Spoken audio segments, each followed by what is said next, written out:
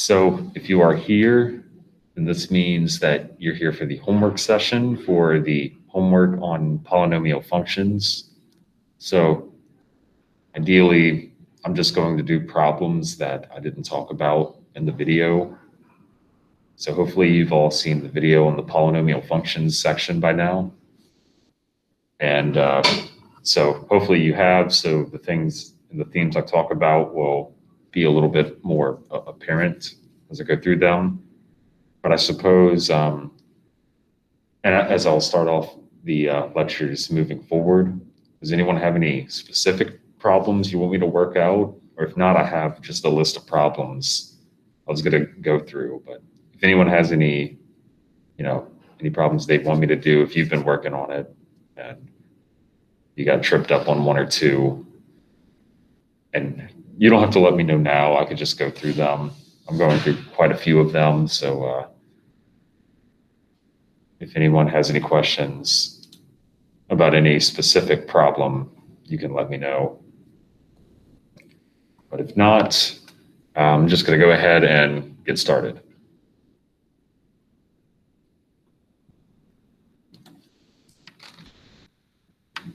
So I'll just start off with just as a warm-up, problem 9 here. Might be a little bit straightforward. I just want to make sure everyone's on the same page here. So with problem 9 on the homework, it's asking us to determine whether the function is a polynomial or not. And normally, so what I said in the video was with polynomials, all of the exponents are positive whole numbers, and all of the variables are in the numerator. A problem like this seems to satisfy all of that. So if anything, we know that it is, in fact, a polynomial. And this word degree, so I explained this in the video as well, just as a refresher though, degree. Remember, the degree is just the highest exponent, whatever number the highest exponent is. You can see that that is definitely 4. The degree would be 4.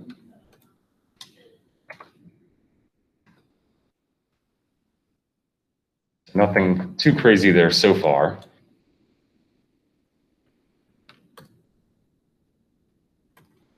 And so it goes on to say, write the polynomial in standard form. So we've talked about standard form already. In a polynomial sense, it just means that we may have more terms to consider. So remember from the video, polynomial form means descending order of the exponents. So x to the 4th is the largest exponent term. That one goes first. And then it decreases until we hit, well, the smallest exponent term. So there's only 2 terms to consider here, so it's nothing really too crazy here. So this would be the standard form. Now when it says the leading term is simply x to the 4th. When it says leading term, remember that just means what is the term in the front after you put everything in standard form. And then the constant term is there any number by itself without any variable next to it? The answer is no, there's not. So we assume the constant is 0.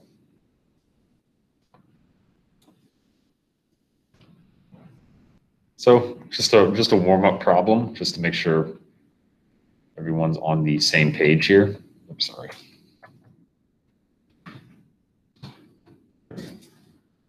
So hopefully that problem's pretty straightforward.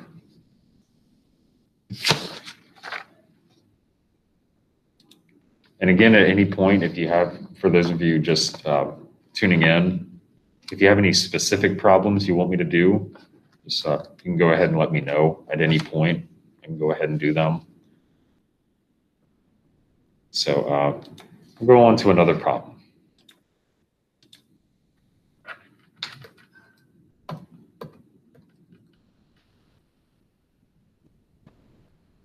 let's see, number 13. Well, maybe not 13. I think it's 16.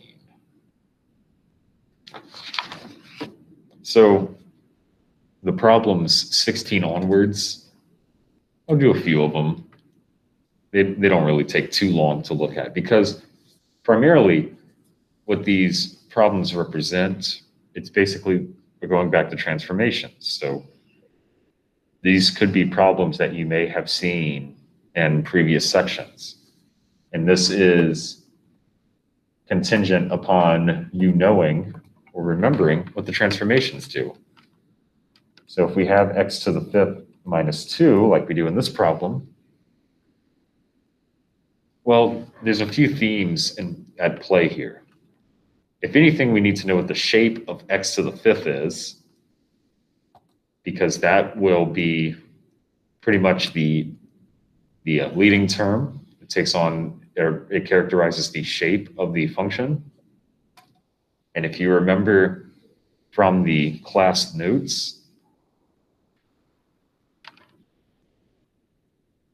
x to the fifth is a shape like this. So that was in the class notes. That was from the video. Hopefully you've all seen before this one, but that was talked about here. If you have a positive number in the front and your exponent is an odd number, then it's going to take on this shape, which is great because that matches all of our answer choices. Now it's just a matter of seeing, well, what is this minus 2 telling us to do? And hopefully you may all see, I'll remember if a 2 is subtracting the function as a whole, then that means we are going to go up or down. In particular, we're going down 2. So that's what it means for a function to subtract, or a number to subtract the whole function. So we look at all of these graphs and we try to figure out which one of these actually goes down 2.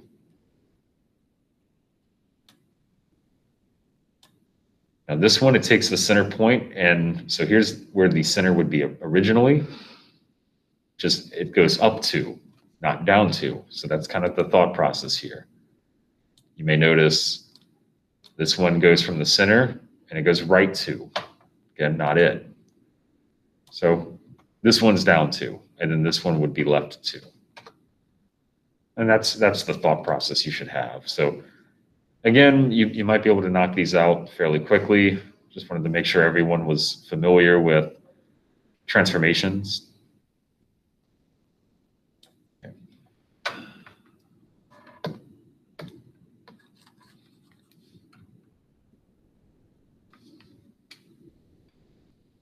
So here's another one, fairly quick, but I just want to make sure everyone's on board with this problem.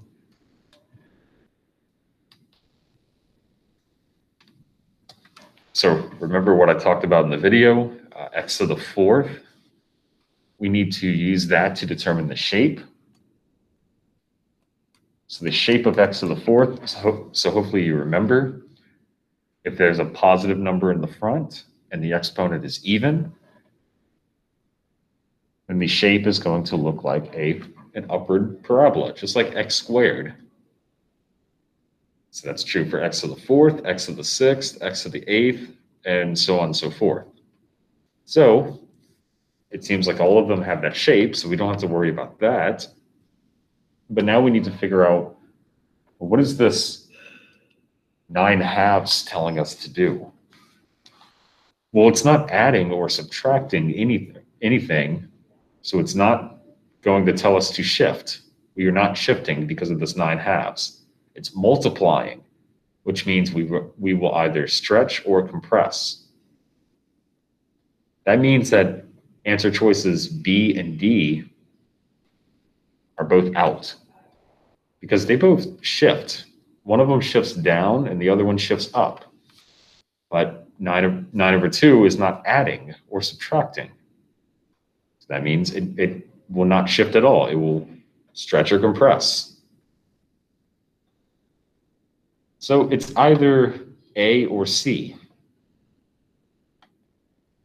And if we look at these two answer choices, so it's got to be one or the other. One way to really figure this out, so the reason why I'm convinced that this is the answer without having to do too much extra work is by considering any one of these points.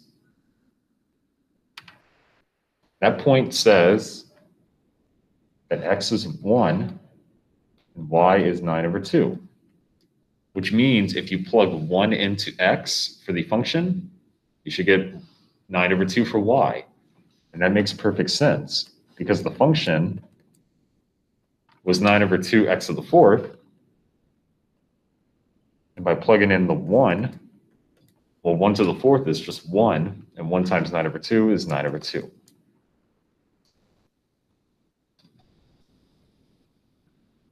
So if anything, this point is confirmed by the function that we are trying to associate it with, as opposed to this problem or this graph. Notice its point is 2/9. It says that whatever function it represents, if you plug in 1 for x, you will get 2/9 for y. And that's obviously not the same as our function. So we can eliminate that one fairly quickly. So that's why the answer would be C.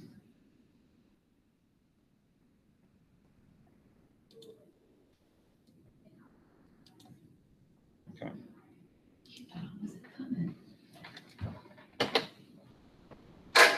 To take a second to turn on the display.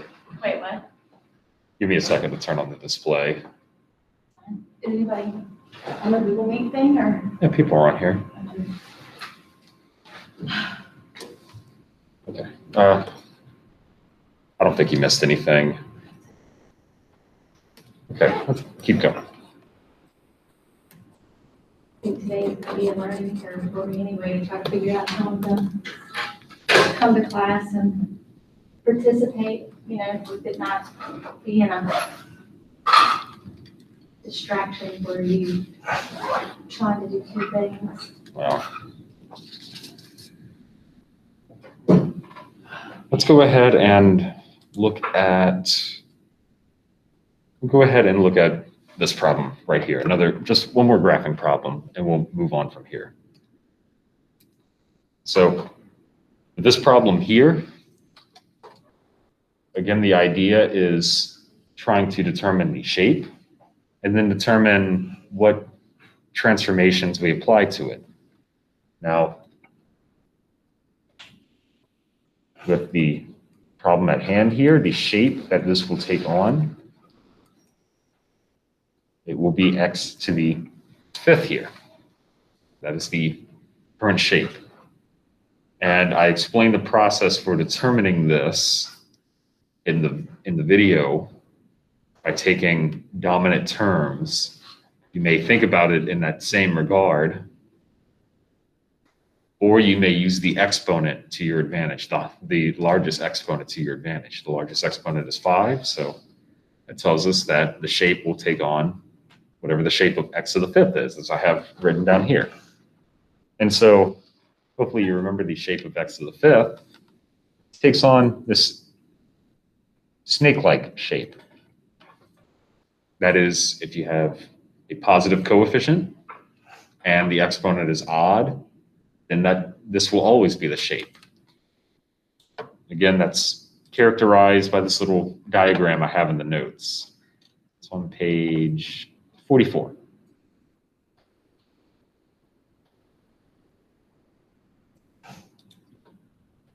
So if anything, all of these functions match up with that shape, and we just need to figure out what the transformations do.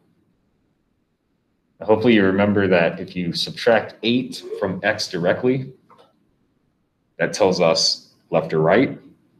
In particular, that tells us we're going in an opposite direction relative to the sign.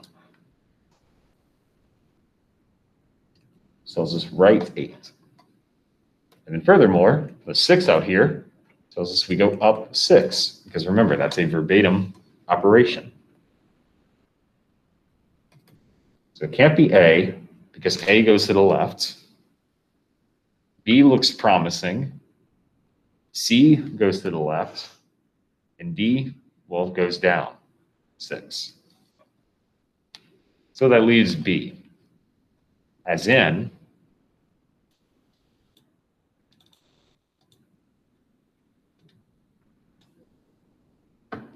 the center point, 1, 2, or it goes by 2s, 2, 4, 6, 8. Goes to the right 8, and then 2, 4, 6.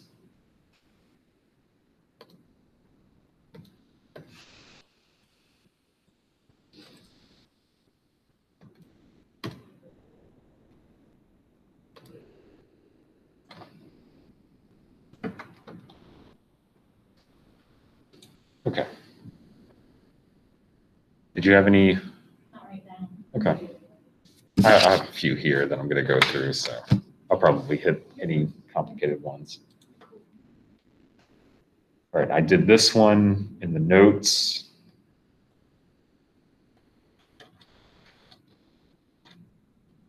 So example 5, number 2. I did number 20 here, so I'll move on. There's also a few of these problems. They're fairly quick. I did a few of them in the homework. And I did this one in the notes. Okay. This one I didn't do in the notes. It doesn't take but a second. So so for number 22 here, well, always the goal, as we will see moving forward, that it's really good to put your polynomial in standard form. So this one's already in standard form because notice the exponents are going in decreasing order, that's perfect. That's exactly what we need. And once you get everything into standard form, well, all of your activity is predicated upon whatever the leading term is doing after you put everything in standard form. And that tells you exactly which shape to choose. Now, again, that diagram that I showed you from the notes, that actually tells you which one is which. Well, there's a negative number. There's -8, which tells us that the shape will be facing downwards at some point on the right. So it cannot, because there's a -8 there, it cannot be C or B, because they both face upwards to the right, which would imply positive. And then there's an odd exponent, which tells us it's going to be the snake type of shape. So it's answer choice D. So another way of reading that.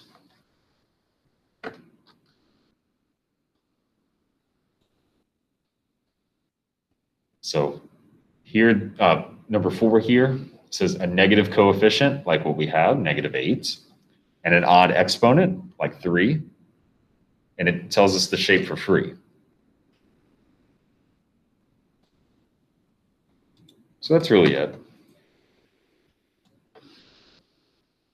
Pretty straightforward.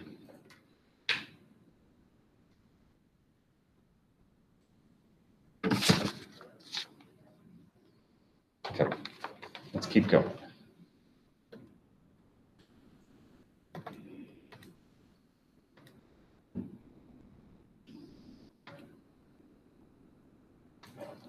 This one's a fairly quick one as well. I've gotten a few questions about this one in previous semesters. So what this uses, it uses this idea of turning points.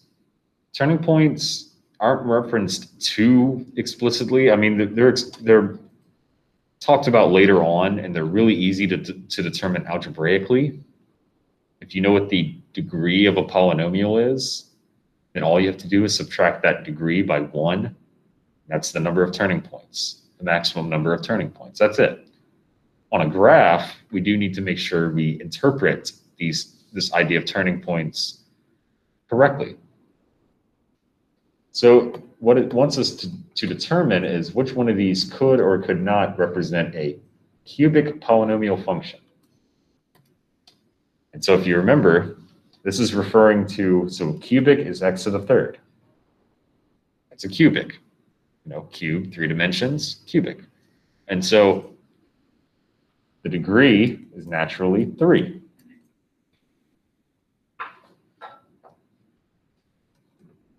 The number of turning points,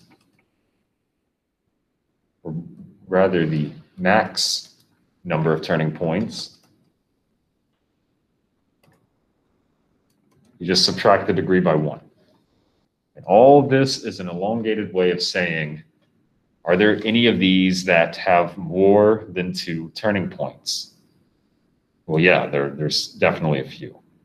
So when I say turning points, that just means any change in, any swift change in direction. Like in part A,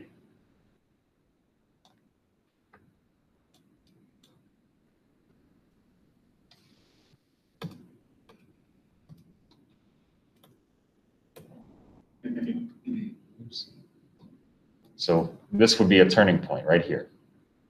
Any arcs, that would be a turning point. That would be a turning point. 1 down here. So that's 3 turning points. That's already way too many. So A could not be 1. B is okay. Notice there's only 2 turning points here. There's only this one right here, this one down here. That's only 2. As long as we do not exceed 2, we're fine. C is a little tricky, but it definitely does not exceed 2. And is this a turning point right here? I mean, that's definitely a turning point. Is this one right here? Not too sure. It's still not more than 2. And then D has a ton of turning points. 1, 2, 3, 4.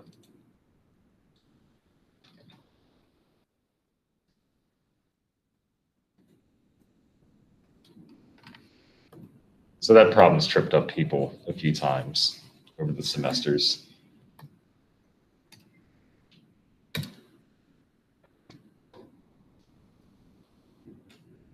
So let's keep going. I've talked about 26, 27, all of these. These are problems where you have to construct the polynomial given this idea of real zeros. Real zeros, that's another way of asking for x-intercepts. They mean the exact same thing. They ask for the zeros, they're asking for the x-intercepts. That's it. And so I did a few of these problems in the notes and on the video. They're pretty easy to set up.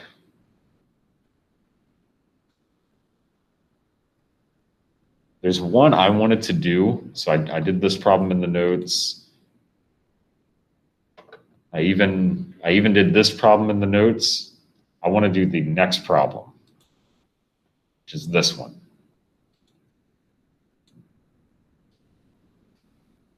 So I didn't exactly cover this one, but this one is going to be very similar to, so number 30 here on the homework is very similar to, I'm going to work it out anyways. It's very similar though to example 3, as you'll see momentarily. It's fairly similar. And as you can see, example 2, I did more of these problems. So hopefully you recall the way that I worked these out.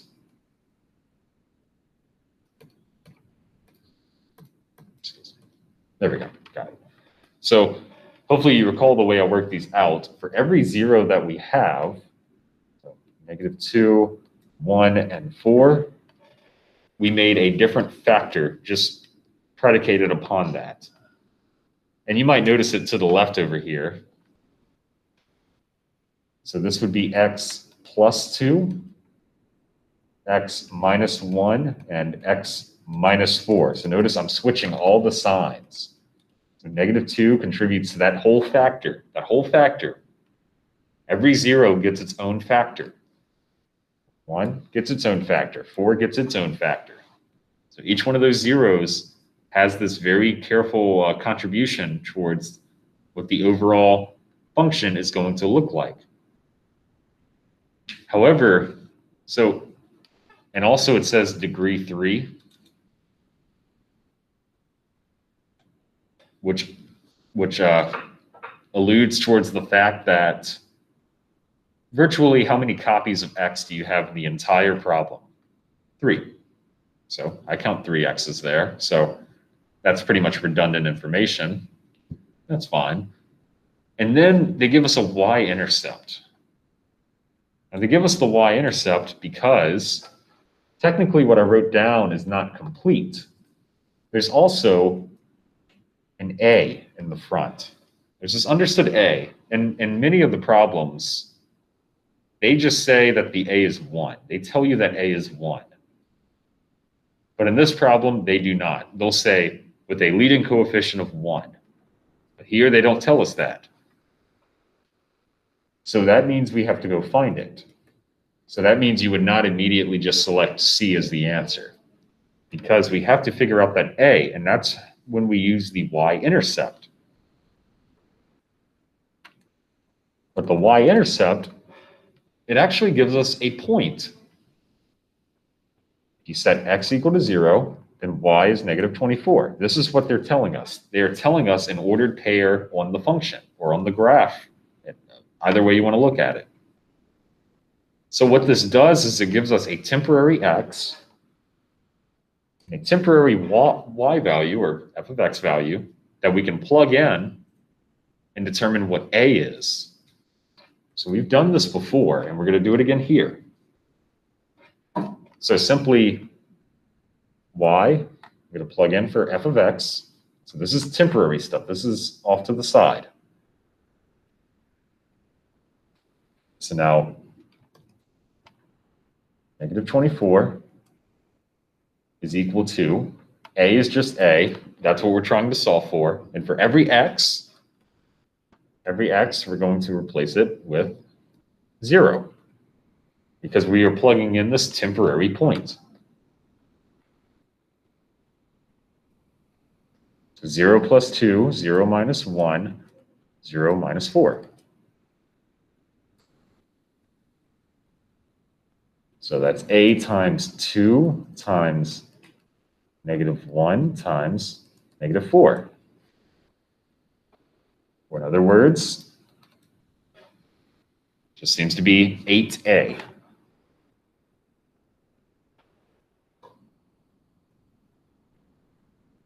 Just 2 times -1 times -4 is +8. And then all we have to do is divide 8 on both sides to get that a is -3. And remember, I said this was scratch work off to the side. Since we went off to the side, we need to come back to the original problem.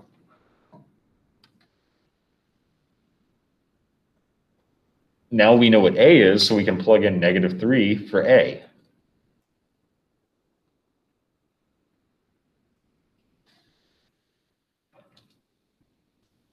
And notice that this represents answer choice A. Matches up perfectly. All the factors are in check, it doesn't add extra exponents, and it has the negative on the 3.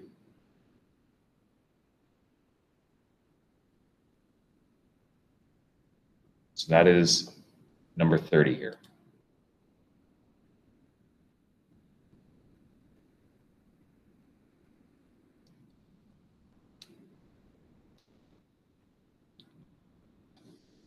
Okay.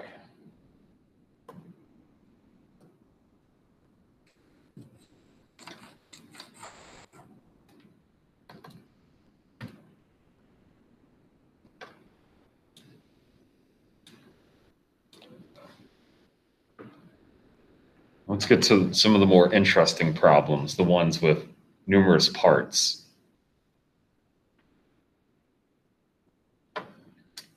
So for part A here, well, for the function in general, we have -6, x minus 2, x plus 2 squared. We're just going to figure out a bunch of aspects about this problem. I did a few more like these in the notes. In fact, the ones I did, I claimed that I did 33 and 34, or ones very similar. Yeah, so I did similar problems in example 6, and you'll see those later on for 33 and 34. But I'll do 31 and probably 32 as well, just for completeness. So for this problem here, it starts off by, it wants us to determine the real zeros of the function. And so it's actually very helpful that the function is factored, because if a function is factored, finding the real zeros is actually really easy. In fact, we did just the opposite of this a second ago. For each factor,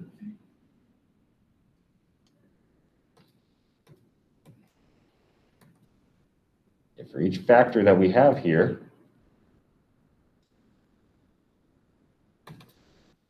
it tells us the corresponding zero. So that's how the factored form helps us. It tells us the zeros very quickly, but notice I'm taking the opposites. Just like when we constructed the function, each one of those numbers, we applied the opposite number to the factor. So each factor tells us all the zeros that we worry about.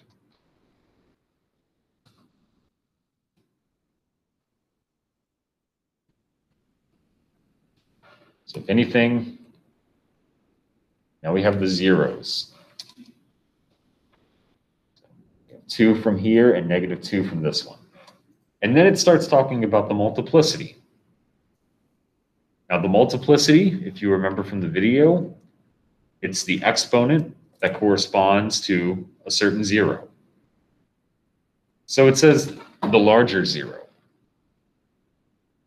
It's talking about the larger zeros. So we have two zeros, -2 and 2. Which one's larger? +2.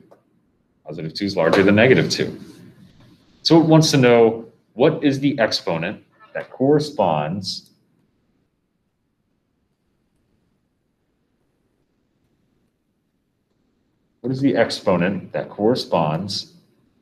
to the largest zero, which is 2?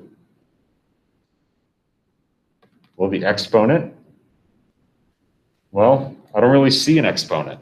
So it's understood to be 1. It's understood to be 1. So that is the multiplicity. That is the exponent that corresponds to the larger of the two zeros that we found. 2 is larger than -2. So 2 is larger, and so its exponent is 1. Then naturally, it goes on to ask for the multiplicity of the smaller zero. Which one's smaller, 2 or -2? It's -2. Its exponent, well, all we have to do is look. It's 2.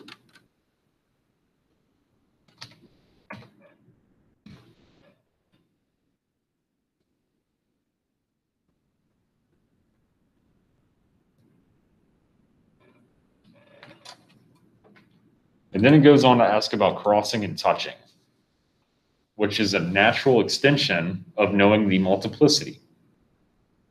So notice it tries to be even trickier by replacing the word 0 with x-intercept. X-intercept and 0 mean the same exact thing. There's no difference between the two. They're just trying to trip you up. This is just asking at the largest zero. And so at the largest zero, the multiplicity is 1. So we found that just a second ago. So remember the rule. if the multiplicity is odd, the graph will cross. So this is a direct correlation right here. That's a direct correlation here. Because this number is odd. It's a direct correlation. Do not, conflate it in any other regard. That's exactly the association. So please keep that in mind.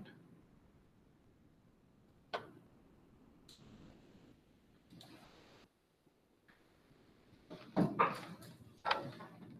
me go ahead and clean this up a little bit, but I'll make the same association. So now it's talking about the smaller x-intercept, which is also, in other words, the smaller 0. So the smaller 0, we know what its multiplicity is. That's 2. In fact, we found it right here. So how does this affect this answer? Because it will, directly. Since the multiplicity we found was 2, 2 is an even number, that means this will be touches.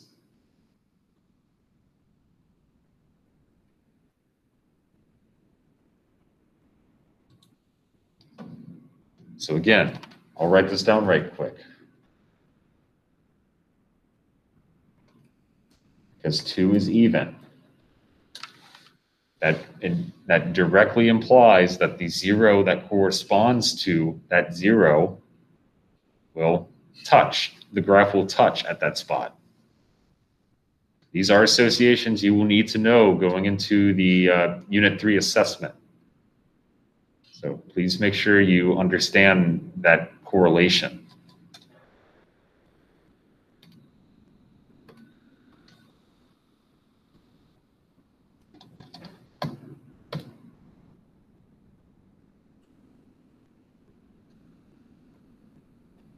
It goes on to ask us for the maximum number of turning points. Now, to determine the maximum number of turning points, we need to know the degree. Because once we know the degree, all we have to do is just subtract 1. But the question is, how do we determine the degree when everything's factored and spread out like this? So you might look at this and think, oh, the degree is 2 because that's the largest exponent I see. That is not correct. That is not a valid way of looking at this, because that supposes, or that assumes, that you have the quadratic, or you have the polynomial in standard form. Standard form means there's no multiplication of factors. Everything's factored out. But factoring this out is a nightmare. X plus 2 squared, you'd have to FOIL that, and then you'd have to do another distribution, and then you'd have to distribute -6. That's not practical, especially for some of the later, trickier problems. So there was something I was talking about called, well, you can look at it in one of two ways. The main way I suggest, because it'll help out later on, is something called term domination. This means if you have numbers added or subtracted together, you're going to pick the more dominant term. I explained this in the video, and I'm going to do it here as well. So -6 in the front, it's not adding or subtracting anything, so it's spared.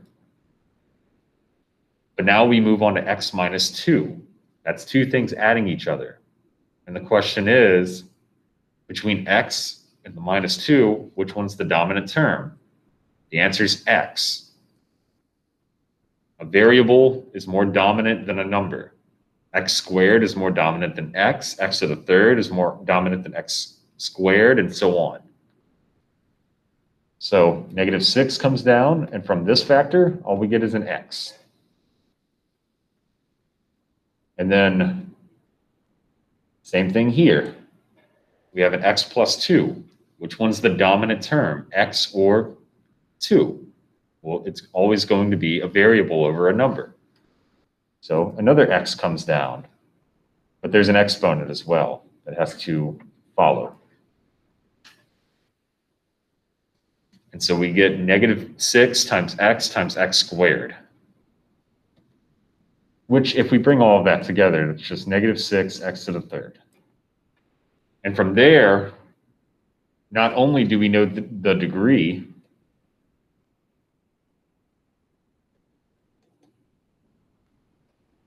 but we also know the leading term, which is helpful later on, which is why I recommend learning this as soon as you can.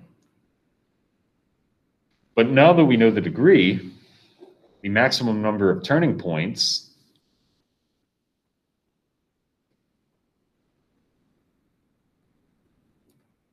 you just subtract the degree by 1.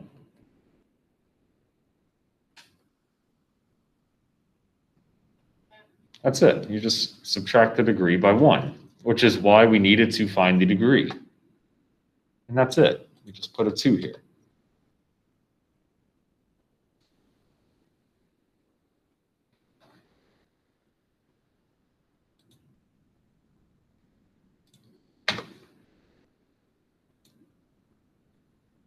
Which is incredibly helpful because look what it's asking us for now. Type the power function. Well, guess what we already found? The power function. So that's very convenient. The power function, just remember, that just means the leading term.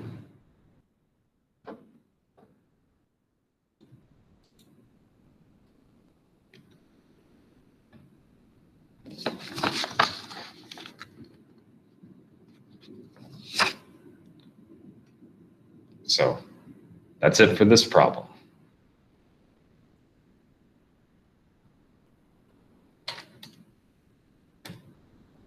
Okay, let's move on.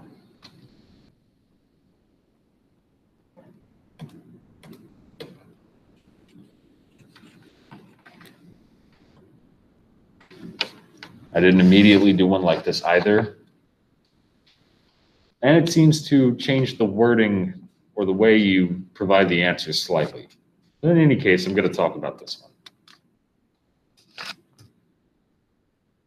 So we have a polynomial function, and it goes on to ask us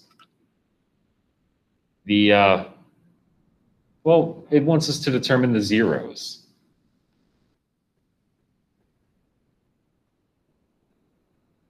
And I'll just rewrite it here. So it wants us to determine the zeros of this problem. And as I mentioned in the last problem, this is very convenient for us because this is already in factored form. This is already in factored form, which means finding the zeros should generally be a straightforward process. So here from the x minus 3 factor, the 0 is 3. The question is, what about from this factor? Because it's not -4. It is not -4. So really, when it says 0, what it's implying is for that factor, so for the x minus 3, to find its 0, what we're actually doing is setting it equal to 0 and quickly solving for x. That's where these numbers are coming from. So let's apply the same logic to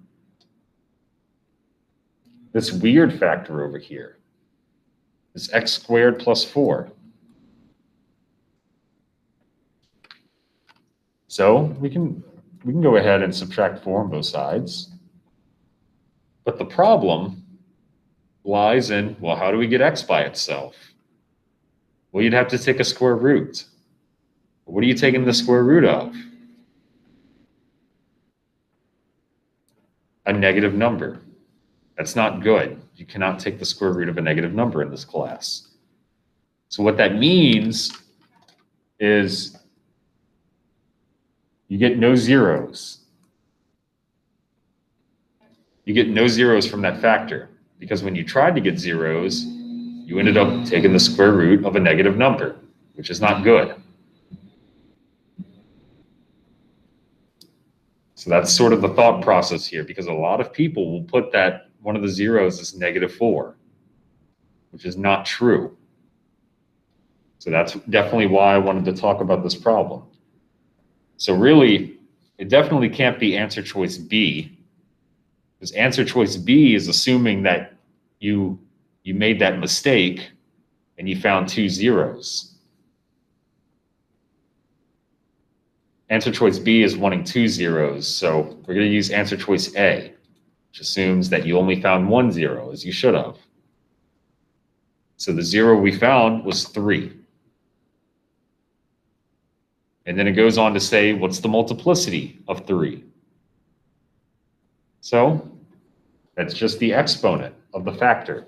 So we found 3 right here, which we found it from this factor right here. And the exponent is right there.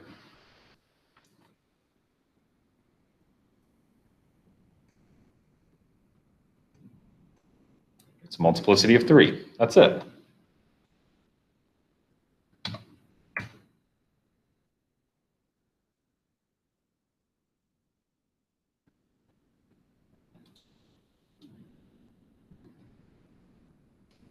Okay, let's keep going.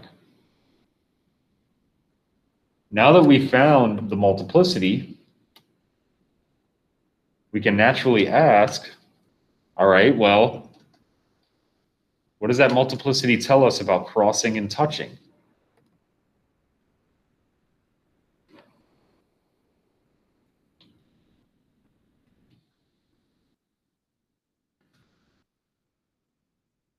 So what this tells us is that since 3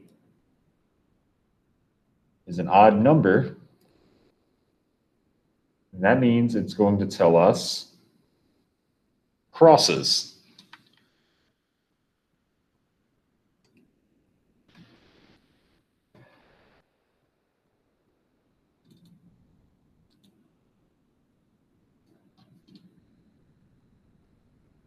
There we go. At 3. So because the multiplicity was an odd number, that tells us we will cross at the 0 that we found. Odd means crosses, even means touches. Multiplicity is odd, so that tells us crosses. That's it.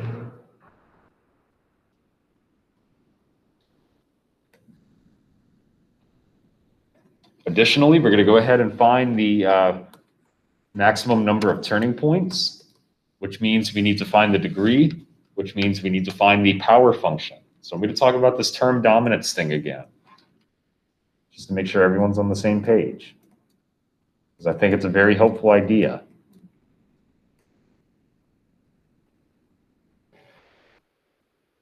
Term dominance, we use it whenever there are an addition or subtraction between terms. So 2 here, this is term dominance that we're doing. 2 drops down because it's not being added or subtracted to anything. From this factor right here, which term is dominant, the x squared of the 4, it's going to be x squared.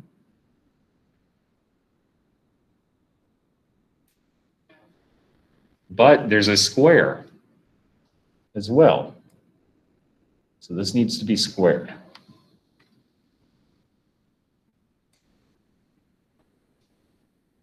And then from this factor, x minus 3. Well, the x is the dominant term here.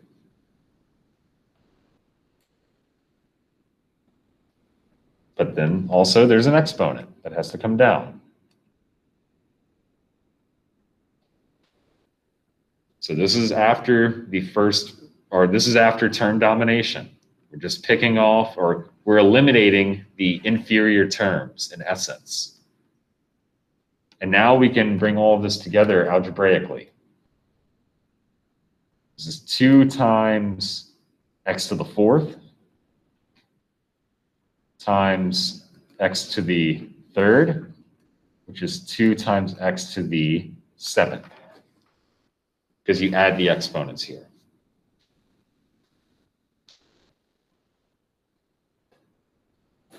So this tells us really the power function, which we'll have to provide later.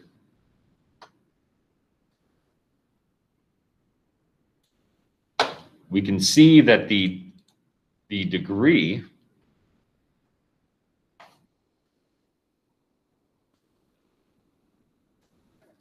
is 7. So the maximum number of turning points is just 1 minus that, just 6. Just 6.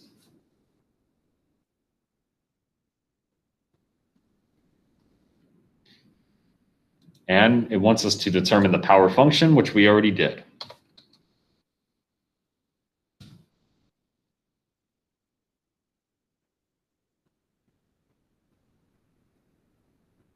So we found the power function, and notice the power function gives us a lot of information. That's why this term dominance thing is a very helpful idea. What does the power function tell us, or the leading term? Well, it tells us the power function, obviously. It tells us the degree, and it tells us the number of turning points by just subtracting the degree minus 1. So it's very helpful.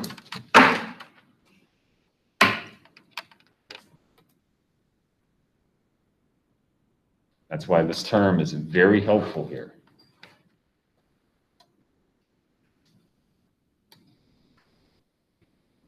Okay.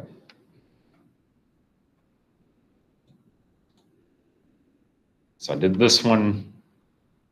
I did this one in the notes, number 33. I did 34 in the notes.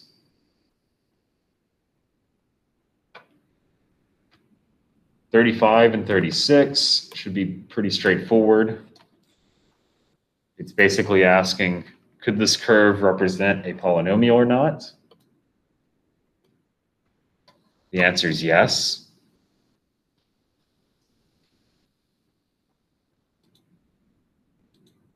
And then it wants the real zeros. Well, the reason I said yes, it can is because everything is connected. Everything's smooth. The graph isn't broken up at all. And then it goes on to ask for what the zeros are. Remember, the zeros are just x-intercepts. So this one, and this one. So that seems to be -2, +3, and +5.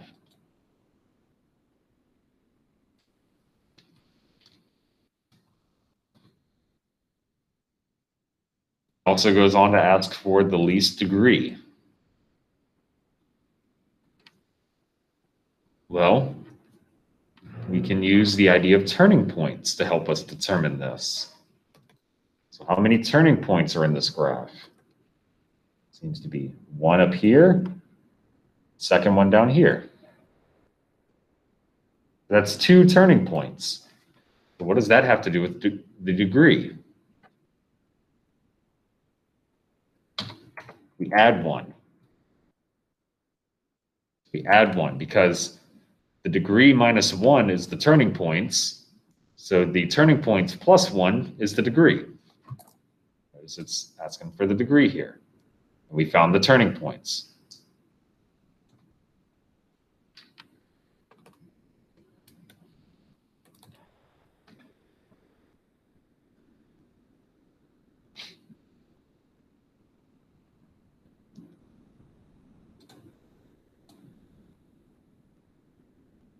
And then obviously 36, this is not a polynomial because it's not continuous.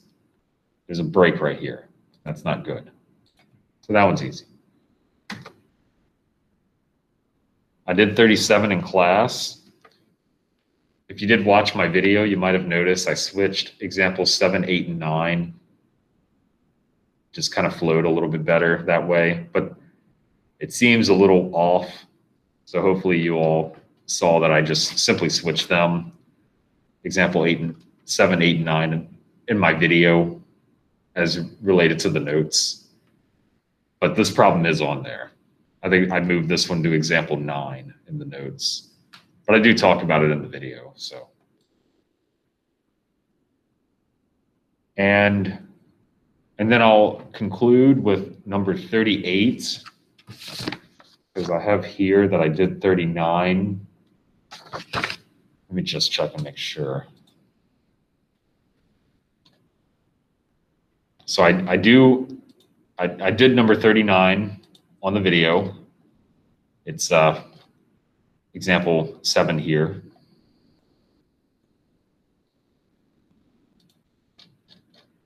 And I also did number 40. So I did that one as well.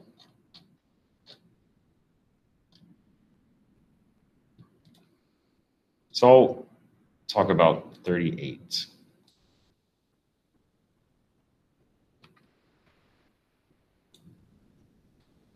Okay, so for 38, the graph behaves like, so what it's wanting here, so this is another reason why the power function is so important. It's asking for the power function. It can ask it as the leading term, it can ask for the power function, or it can ask for end behavior. All three of those things mean the same exact thing. They all mean the same thing. That's how important power functions are. It allows you to take a whole bunch of stuff, get rid of all the unnecessary components via term domination, and then look at what is dominant, which will tell you the overall shape and behavior of a graph. So we're going to do the term domination again. So for this problem here, x squared is not being added or subtracted to anything, so it just drops straight down.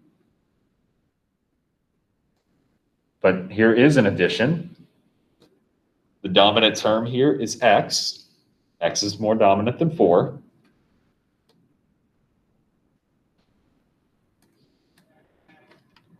So in other words, the 4 is insignificant, and we're just getting rid of it. So then we just have an x squared times x, which is, well, x to the third.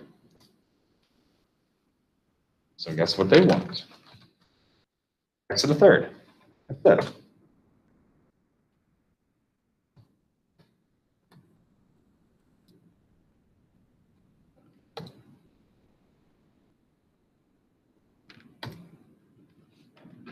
I don't know why I erased that. Let me just write that again.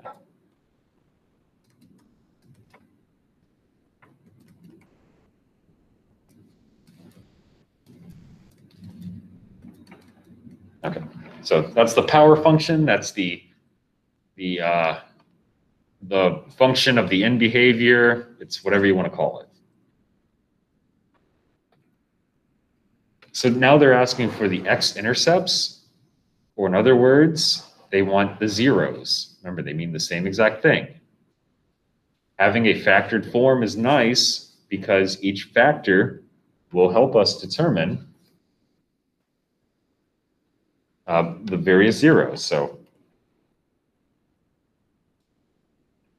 now we're finding the zeros. If anything, the x plus 4 factor gives us a pretty obvious zero of -4. X squared also gives us a 0. It gives us a 0 of 0. Some people forget that one because there's no number next to it. There's no x plus 0. But x plus 0 is just x. So that's why they don't write it.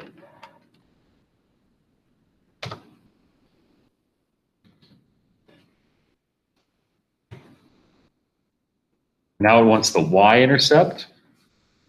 So remember how to find the y-intercept. You set all the x's equal to 0.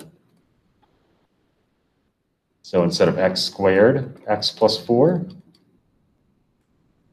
now have 0 squared, 0 plus 4, which that one's kind of boring. It's just 0.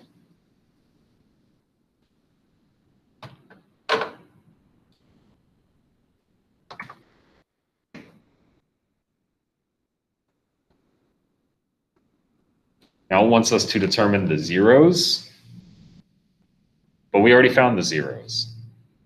They're trying to be a little tricky again. We already found the zeros. The zeros are exactly the x-intercepts. They mean the same exact thing. It's just different terminology. So try not to get too confused by that.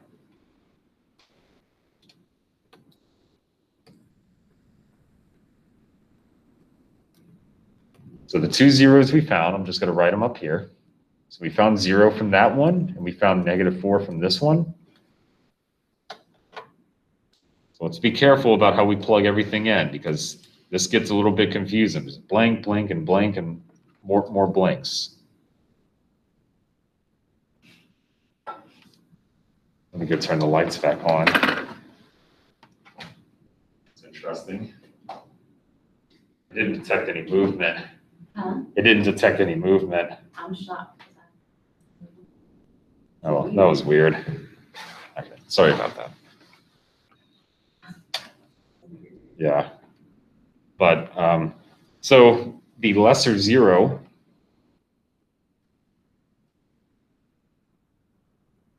so the lesser zero between 0 and -4 is -4. Of course, that's smaller than 0. So if anything, I could put -4 not here, because that asks for the multiplicity. We'll get to that in a second. The graph crosses, not that. I'm going to put -4 over here for now.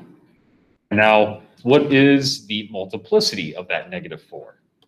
Well, the -4 came from this factor. What is the exponent of that factor? Just 1. There's no exponent there. So we understood it's an understood 1.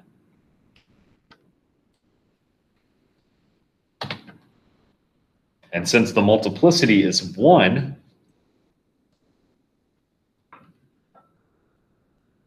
that will immediately tell us that the graph will cross. Because 1 is odd. 1 is an odd number.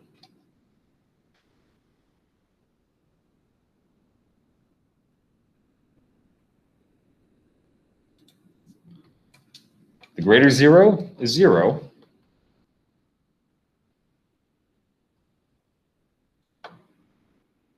So we'll put the 0 over here.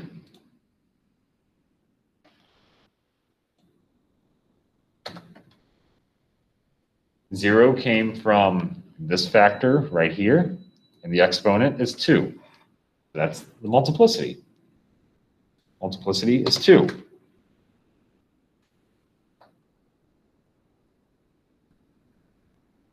So that means this will touch.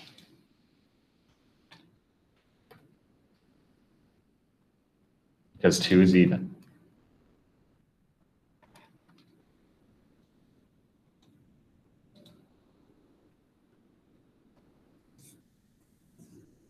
The maximum number of turning points. Well, we found the power function earlier. It was x to the third. The degree is 3. And the number of turning points is 2.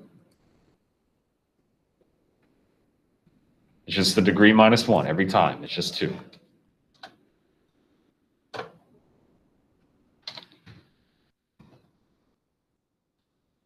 Now, with all of that said, we can finally go ahead and construct the graph, or just determine the correct graph, given all the information we found throughout this problem. So if anything, we found that the power function was x to the third, which tells us that the shape will be the positive snake direction, which immediately tells us that D is out and B is out. Because those both have a snake direction going downwards instead of upwards. So that leaves us with 2. And you might notice the difference between the two is whether it crosses at +4 or -4. But we found that the zeros were 0 and -4. Found them up here, 0 and -4. This one says that the 0 is positive 4, so that can't be right. It has to be C. That concludes number 38 here.